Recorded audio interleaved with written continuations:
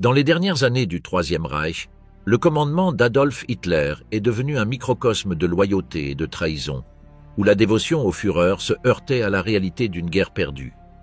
La Wehrmacht, qui avait été la force militaire fière de l'Allemagne, se trouvait usée et démoralisée.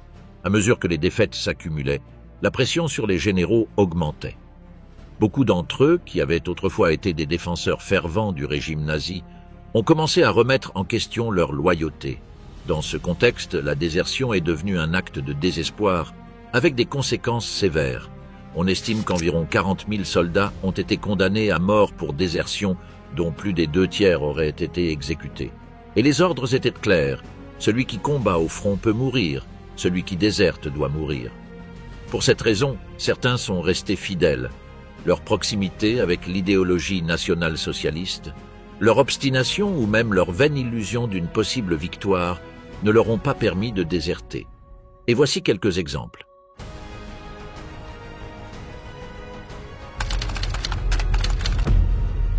Dès son jeune âge, Walter Model a montré un intérêt pour la vie militaire, rejoignant l'armée allemande en 1910. En 1930, il a rejoint le Truppenamt, une organisation secrète qui travaillait au réarmement de l'Allemagne, ce qui a jeté les bases de son avenir en tant que commandant militaire. 8 ans plus tard, il a atteint le grade de général de division et a assumé le poste de chef d'état-major du 4e corps d'armée. Sa réputation d'officier compétent et méticuleux a commencé à attirer l'attention des hauts commandements, y compris Adolf Hitler, qui voyait en lui une figure prometteuse pour les opérations du Troisième Reich. Avec le début de la Seconde Guerre mondiale, il a joué un rôle crucial. En juin de 1941, il a dirigé la 3e division Panzer pendant l'opération Barbarossa, une offensive massive contre l'Union soviétique. Son agressivité et sa capacité tactique lui ont permis de dépasser les défenses soviétiques à Brest et Rogachev, atteignant le fleuve Dniepr au début de juillet. Ces actions ont consolidé sa position au sein de l'armée, étant promu général d'armée en janvier, 7 mois plus tard, et recevant les feuilles de chêne pour la croix de chevalier pour ses performances dans les opérations défensives. En juillet de 1943, Model a dirigé l'offensive nord lors de la bataille de Koursk, faisant partie de l'opération Citadelle. Malgré ses avertissements sur le manque de préparation, ses troupes ont affronté une défense soviétique solide, ce qui a entraîné de lourdes pertes pour l'armée allemande et un coût stratégique significatif. Cependant, sa capacité à s'adapter à des situations adverses lui a permis d'être nommé en janvier 1944 commandant du groupe d'armée Nord, où il a mis en œuvre des retraites tactiques qui ont stabilisé le front pendant une période critique. En mars, Walter a été promu maréchal de champ et en août de la même année, il a pris le commandement du groupe d'armée B sur le front occidental, jouant un rôle clé dans la contenance des forces alliées lors de l'opération Market Garden. 3 mois plus tard, l'opération Bagration, lancée par l'Union soviétique, représentait un coup dévastateur pour les forces allemandes en Biélorussie. En tant que commandant du groupe d'armée centre, Model a affronté une offensive soviétique écrasante qui a entraîné des pertes catastrophiques pour la Wehrmacht. Cette défaite a affaibli considérablement le front oriental et réduit son influence au sein du haut commandement allemand. Vers la fin de l'année, Walter a dirigé l'offensive dans les Ardennes, connue sous le nom de bataille des Ardennes. Au début, les troupes allemandes ont réalisé des avancées notables, mais le manque de ressources et la résistance américaine ont frustré l'opération en janvier 1945. Cet échec, l'un des derniers efforts importants de l'Allemagne pour changer le cours de la guerre, a détérioré la relation entre lui et le chancelier. Dans les premiers mois de 1945, la situation pour lui est devenue désespérée. Les forces américaines ont traversé le Rhin en mars, avançant rapidement vers l'intérieur de l'Allemagne et laissant le groupe d'armée B qu'il commandait, de plus en plus isolé. L'avance alliée a interrompu les lignes de ravitaillement et de communication, démantelant la capacité de résistance allemande. À la fin de mars, ces troupes se sont retrouvées piégées dans la poche de la Ruhr, une zone industrielle critique pour l'effort de guerre allemand. Malgré son expérience en tactique défensive, Model n'a pas réussi à organiser une contre-offensive efficace face à la supériorité écrasante des Alliés. Il disposait d'environ 70 chars opérationnels, un chiffre insignifiant comparé aux milliers de véhicules blindés alliés. De plus, les approvisionnements étaient insuffisants et le moral des soldats était en déclin. Malgré les ordres de résister jusqu'au dernier homme, Il était conscient des limites de ses troupes. Le 1er avril, dans une tentative de changer son destin, il envoya un émissaire à Berlin pour demander la permission à Hitler de rompre le siège et de se retirer. Cependant, le chaos régnant dans la capitale allemande reflétait la gravité de la situation. Le chancelier, enfermé dans son idéologie intransigeante, insistait pour maintenir la position à tout prix. Cette opposition confronta le pragmatisme militaire de Walter aux ordres biaisés du Führer, augmentant sa frustration et son isolement. Le 5 avril, les conditions dans la poche de la Ruhr étaient critiques. Les communications étaient sporadiques et les lignes défensives étaient au bord de l'effondrement. Face à cette réalité, le général prit une décision sans précédent. Il permit aux commandants de bataillon de dissoudre leurs unités et de se rendre si nécessaire. Cet ordre marqua un changement dans son approche, montrant sa préoccupation pour minimiser les pertes humaines dans une situation sans espoir. La pression des soldats, épuisés et affamés, s'ajoutait à celle de la population civile qui exigeait la fin du conflit. Le 16 avril, vaincu, il parcourut plusieurs positions sur le front et s'entretint directement avec ses soldats. Reconnaissant l'impossibilité de continuer la résistance, il leur accorda la permission de se rendre ou de rentrer chez eux. Lors de ces visites, il réfléchit au sens de sa situation, la décrivant comme la phase écrasante de la guerre. Ces mots dénotaient une acceptation résignée de la défaite et une profonde autocritique sur la justification de ses actions tout au long du conflit. Dans ces derniers jours, tandis que les troupes alliées avançaient rapidement vers Berlin et que les soviétiques intensifiaient leurs offensives, Model faisait également face au spectre de la reddition personnelle et à la responsabilité des atrocités commises sur le front de l'Est. Bien qu'il fût loyal à son serment à Hitler, restant en ce lieu jusqu'à la fin, il comprit que continuer à lutter n'augmenterait que les pertes inutiles parmi ses hommes. Finalement, le 15 avril, il ordonna la dissolution officielle du groupe d'armée B, laissant à ses troupes l'option de se rendre. Depuis le bunker, le désespoir de Hans Krebs à Berlin. Hans Krebs a commencé sa vie militaire comme volontaire dans l'armée impériale allemande pendant la Première Guerre mondiale, où il a rapidement été promu officier. À la fin de ce conflit, il a continué à servir dans le Reichswehr, l'armée de la République de Weimar, consolidant son expérience militaire et se préparant pour la carrière qu'il allait développer sous le gouvernement nazi. En 1931, il a commencé à travailler au ministère de la Défense, participant à des exercices conjoints avec l'Union soviétique, une expérience qui lui a permis d'établir des contacts stratégiques. Par la suite, dans la seconde moitié de cette décennie, il a servi comme attaché militaire à Moscou, où il a recueilli des renseignements sur les capacités militaires soviétiques. Au début de la Seconde Guerre mondiale, Hans a pris le poste de chef de la section d'entraînement de l'armée, contribuant à la planification opérationnelle. Dans les années suivantes, entre 1930 et 1942, il a été chef d'état-major du 7e corps, participant aux campagnes initiales qui ont marqué les premiers succès du Troisième Reich. En février de 1942, il a été promu général-major et nommé chef d'état-major de la 9e armée sur le front de l'Est, où il a joué un rôle clé dans les opérations contre les forces soviétiques. En mars de l'année suivante, il est devenu chef d'état-major du groupe d'armées Centre, supervisant des batailles significatives à l'Est. Près de 13 mois plus tard, Krebs a atteint le grade de général-lieutenant, progressant dans son prestige au sein de la hiérarchie militaire. Un an plus tard, en août, il a été nommé général d'infanterie et a pris le commandement comme chef d'état-major du groupe d'armée B sur le front occidental.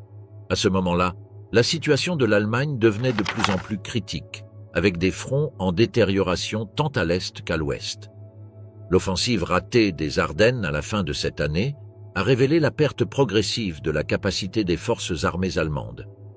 Au début de 1945, les armées soviétiques avancèrent rapidement vers l'Europe de l'Est, tandis que les alliés occidentaux traversèrent le Rhin en mars, consolidant leur offensive vers le cœur de l'Allemagne. En février, il a été nommé sous-directeur de l'état-major général de l'armée, se consolidant comme une figure clé du haut commandement durant les derniers mois de la guerre. Ce n'était pas une tâche facile à exécuter. Il faisait face à un scénario de désintégration militaire et logistique. Son rôle consistait à coordonner les défenses et à organiser des contre-attaques avec des ressources de plus en plus limitées. Malgré ces efforts, les lignes allemandes étaient fragmentées et les routes de ravitaillement inopérantes. Le désespoir imprégnait les tentatives de résistance à l'avancée ennemie, tandis que les forces de l'Axe étaient en retraite. Le 1er avril, il a pris le poste de chef d'état-major de l'OKH, une position qui l'a placé au centre des décisions militaires, alors que Berlin faisait face à une défaite inévitable.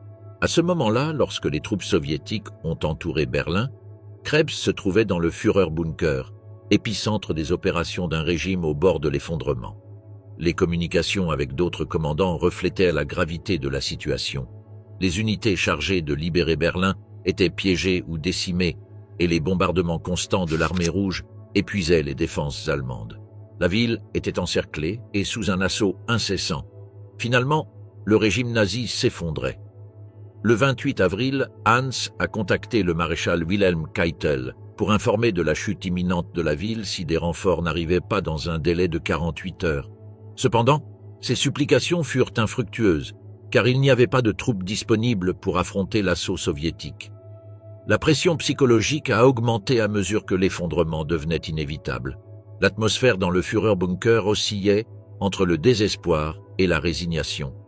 Avec la fin fatidique du leader du Reich le 30 avril, la chaîne de commandement fut fracturée. C'est pourquoi, le 1er mai, Hans a rencontré le général soviétique Vassili Tchouikov dans une tentative de négocier une trêve. Lors de cette réunion, il a informé Tchouikov de la disparition physique d'Hitler et a présenté un document signé par Joseph Goebbels et Martin Bormann, incluant les termes d'une reddition possible. Cependant, les demandes de Staline pour une reddition inconditionnelle ont bloqué tout progrès. Cette rencontre symbolisait la fin de son rôle en tant que leader militaire actif et sa transition vers une figure reléguée à gérer une défaite inévitable. Cette même nuit, Joseph Goebbels, ministre de la propagande, s'est suicidé avec son épouse après avoir empoisonné ses enfants. La détérioration psychologique de ceux qui restaient dans le bunker était évidente, et Krebs n'a pas fait exception. Son autorité a été réduite à mesure que le général Helmut Weidling a assumé la responsabilité des négociations de reddition. L'aube du 2 mai a marqué le dénouement final. Avec les troupes soviétiques sur le point de prendre le bunker, lui et Wilhelm Burgdorf ont pris la même décision finale que le chancelier et Goebbels pour éviter d'être capturés. Le cercle de la mort, Burgdorf et les dernières décisions du régime nazi. Wilhelm Burgdorf a commencé sa carrière militaire comme cadet dans l'armée prussienne pendant la Première Guerre mondiale. Après le conflit, il est resté dans le Reichswehr où il a continué à accumuler de l'expérience et à gravir les échelons. En 1930, il a atteint le grade de capitaine, occupant divers rôles, y compris celui d'instructeur de tactique à l'Académie militaire de Dresde. 7 ans plus tard, il a été nommé aide de camp de l'état-major du 9e corps, ce qui a élargi son influence et ouvert de nouvelles opportunités. Entre mai 1940 et avril 1942, il a commandé le 529e régiment d'infanterie, intégré à la 299e division. En mai 1942, il a été promu au poste de chef du département 2 du bureau du personnel de l'armée, commençant à exercer une influence significative sur les affaires administratives au sein de la Wehrmacht. En octobre de la même année, il a pris le poste de sous-chef du même bureau, atteignant le grade de général-major. Ces nominations reflétaient la confiance placée en lui par les hauts commandements et son alignement avec la structure de pouvoir du Troisième Reich. 2 ans plus tard, au même mois, Wilhelm a été nommé chef du bureau du personnel de l'armée et aide principal d'Adolf Hitler. En tant que chef du personnel, il était chargé de maintenir la loyauté des officiers envers le chancelier, émettant des ordres stricts, menaçant de sévères représailles, contre ceux qui exprimaient des doutes sur une éventuelle victoire allemande. Cette approche répressive illustrait l'atmosphère de paranoïa et de répression qui dominait les rangs militaires dans les derniers mois de la guerre. La perte constante de territoire et le manque de ressources ont généré des tensions internes, tandis que le leadership nazi dépendait de figures comme lui pour garantir la discipline dans une armée au bord de l'effondrement. Le 1er novembre de la même année, il a été promu général-lieutenant, atteignant par la suite le grade de général d'infanterie, se consolidant comme l'une des figures les plus influentes du leadership militaire nazi. L'un des épisodes les plus notoires de sa carrière s'est produit à la même époque, lorsqu'il a participé activement à l'orchestration du suicide forcé du maréchal Erwin Rommel, accusé de conspirer contre Hitler. Cet événement a souligné la loyauté de Burgdorf envers le régime et son rôle en tant qu'exécuteur des ordres les plus sévères. Au début de l'année 1945 du XXe siècle, avec les forces soviétiques entourant Berlin, Wilhelm s'est déplacé au Führerbunker, le refuge souterrain qui est devenu le centre des opérations de la chancellerie pendant les derniers jours du conflit. En tant que chef du bureau du personnel de l'armée et l'un des principaux aides du leader suprême, il a fait partie des décisions les plus critiques prises en avril de cette année, dans un contexte où la défaite allemande était imminente. Lors des réunions dans le bunker, Hitler a réitéré sa détermination à résister jusqu'à la fin, une position que le général a soutenue avec ferveur. Depuis sa position, il était chargé de maintenir la discipline et l'apparence d'ordre au sein d'un commandement qui s'effondrait rapidement. Son engagement envers les décisions du Führer est resté même lorsque la réalité de leur situation devenait impossible à ignorer. Le 28 avril, il a participé au conseil de guerre qui a jugé Hermann Fegelein, un officier de liaison des SS et beau-frère d'Eva Braun, accusé de trahison après avoir tenté de déserter. Ce procès symbolisait la paranoïa croissante et la méfiance entre les dirigeants nazis dans leurs derniers moments. Un jour plus tard, le 29 avril, Burgdorf était l'un des rares officiers de haut rang présents pour attester et signer le testament politique et personnel d'Hitler.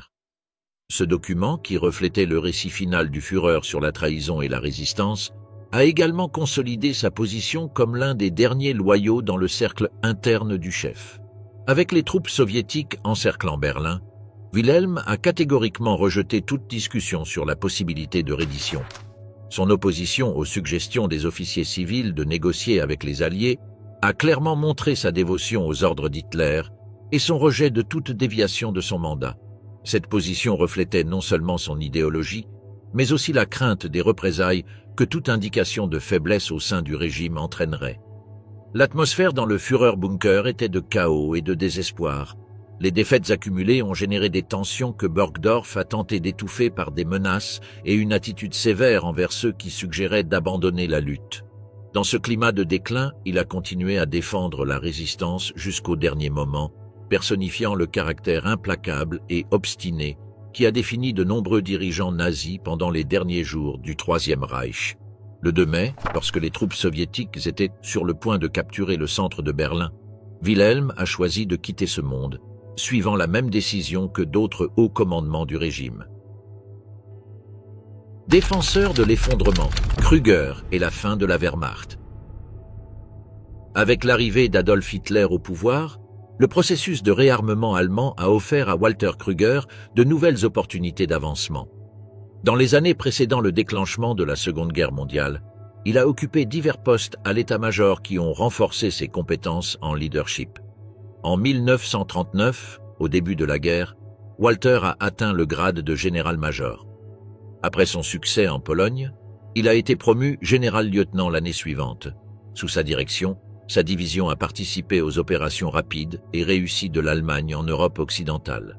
L'année suivante, il a dirigé le 6e corps d'armée SS lors de l'opération Barbarossa, l'invasion de l'Union soviétique, affrontant des défis significatifs sur le vaste front de l'Est. En 1942, Krüger a été nommé commandant de la 4e armée de campagne, jouant un rôle central dans les opérations clés sur le front de l'Est. L'année suivante, il a été promu général d'infanterie, ce qui l'a placé à la tête des opérations du groupe d'armées centre. Cette période a été marquée par des batailles intenses contre l'avancée soviétique, testant constamment ses capacités de commandement et les ressources de ses troupes. À mesure que la guerre tournait contre l'Allemagne, il a assumé des responsabilités défensives de plus en plus critiques.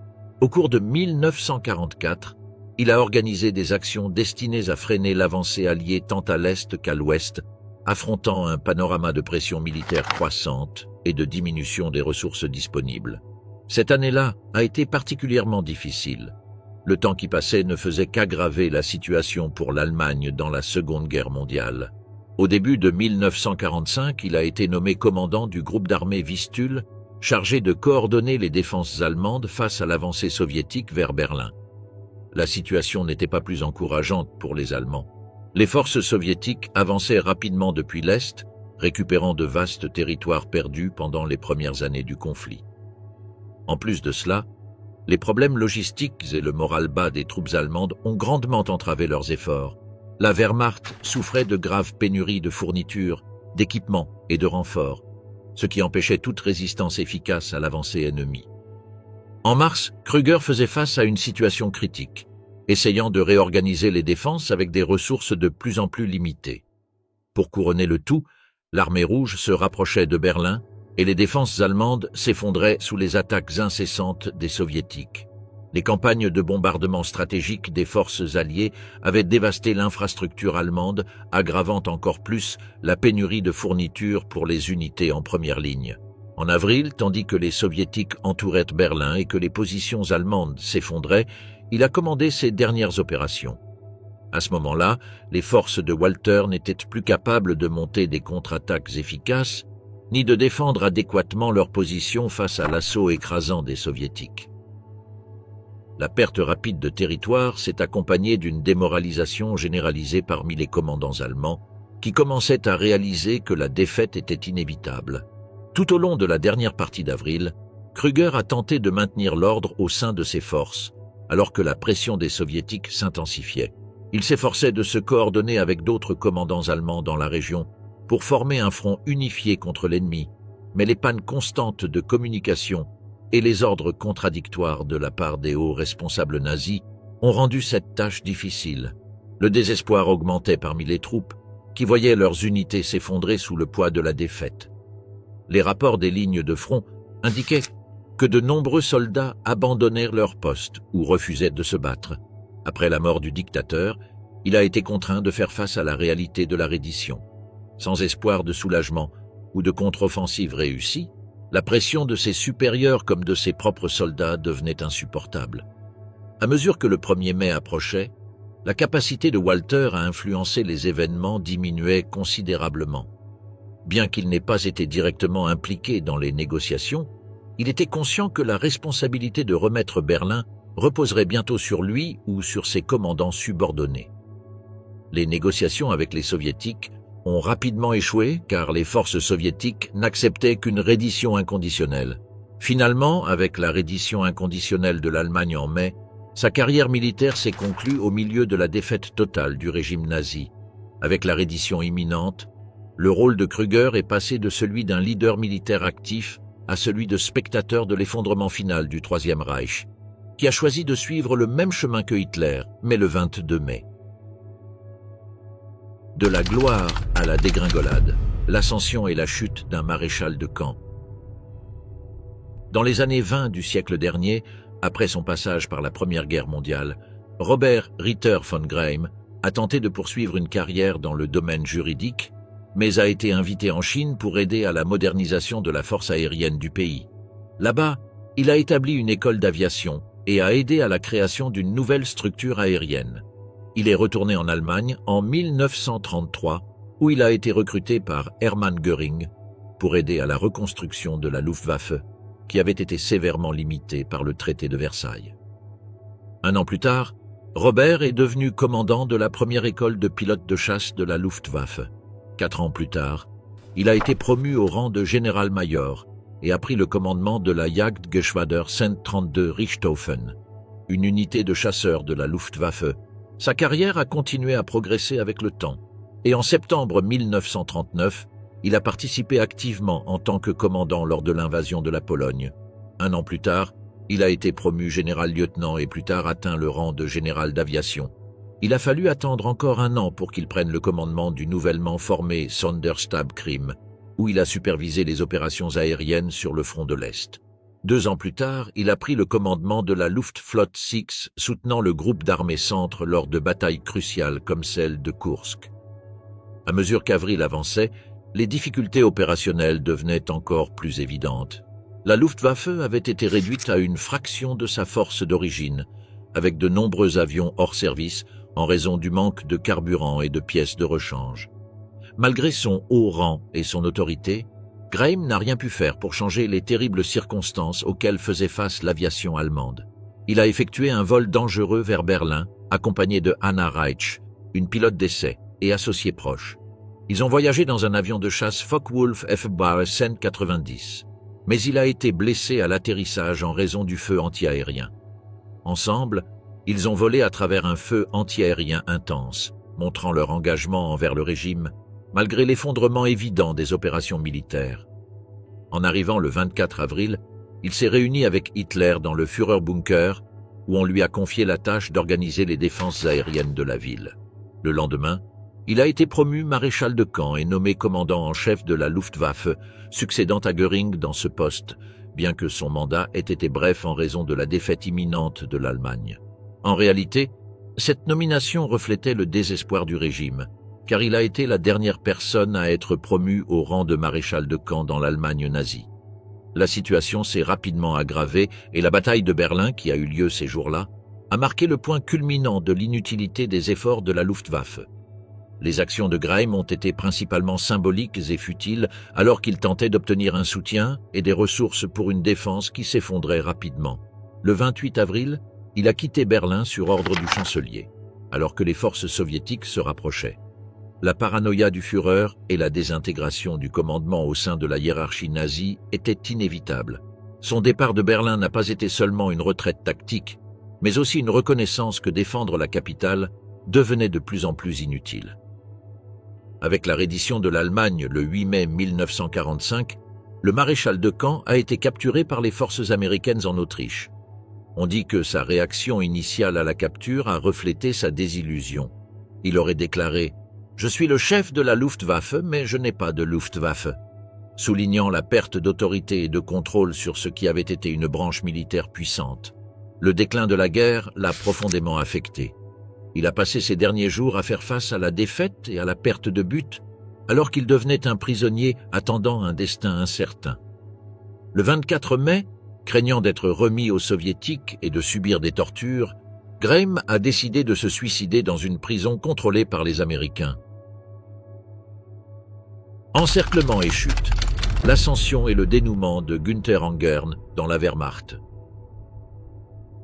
Pendant l'entre-deux-guerres, Günther Angern a rejoint la Wehrmacht nouvellement établie lors du réarmement de l'Allemagne sous le régime nazi. En 1938, il a été désigné commandant de la 3e brigade de Schützen, une position qui a marqué le début de son ascension au sein de la hiérarchie militaire. Lorsque la Seconde Guerre mondiale a commencé, il a dirigé la 11e brigade de Schützen, prenant une part active à l'invasion allemande de la Pologne.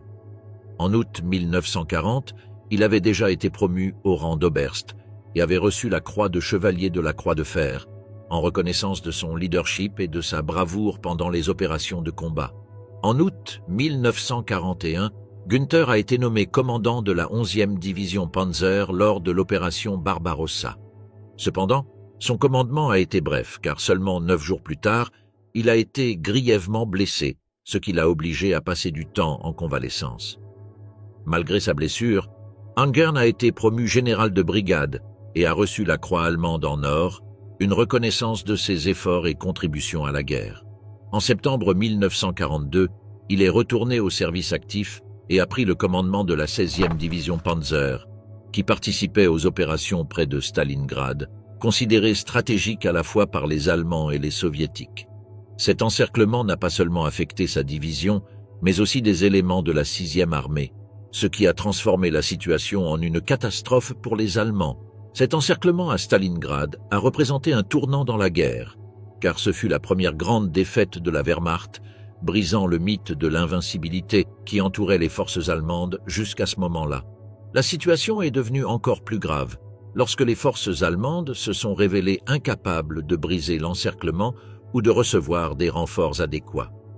À mesure que l'encerclement se resserrait, il se trouvait sous une pression extrême pour maintenir l'ordre et la discipline parmi ses troupes. De même, la situation s'est compliquée lorsque la division de Günther a subi des pertes importantes, se réduisant à environ 4000 effectifs. Pendant la contre-offensive soviétique qui a entouré Stalingrad, Angern a reçu l'ordre de se retirer vers la rivière Donets. Malgré la situation grave, il est resté à la tête de son unité pendant l'encerclement de la ville. Ses troupes ont fait face à de graves pénuries de fournitures, y compris de nourriture et de munitions. Les dures conditions hivernales ont encore aggravé la situation, entraînant des problèmes de morale parmi les troupes, de plus en plus conscientes de la précarité de leur situation. Le 21 janvier 1943, en plein siège, il a été promu lieutenant général. À ce moment-là, les rapports indiquaient que le moral parmi les troupes allemandes avait considérablement chuté. L'idée d'être piégé, avec peu d'espoir de secours ou d'évasion, a créé une atmosphère générale de désespoir. Malgré la pression croissante des Soviétiques, il est resté avec sa division. Lorsqu'il est devenu évident que la possibilité de briser l'encerclement était pratiquement nulle et que la situation se détériorait rapidement, lui et certains de ses officiers ont commencé à envisager un plan d'évasion. Ils ont pensé se déguiser avec des uniformes soviétiques capturés et tenter de traverser les lignes ennemies avec l'aide d'auxiliaires soviétiques connus sous le nom de Iwis. Ce plan reflétait le désespoir de tous les commandements, mais n'a jamais été concrétisé. Le 2 février, devant la capture imminente et la défaite totale, Günther Angern s'est suicidé à Stalingrad.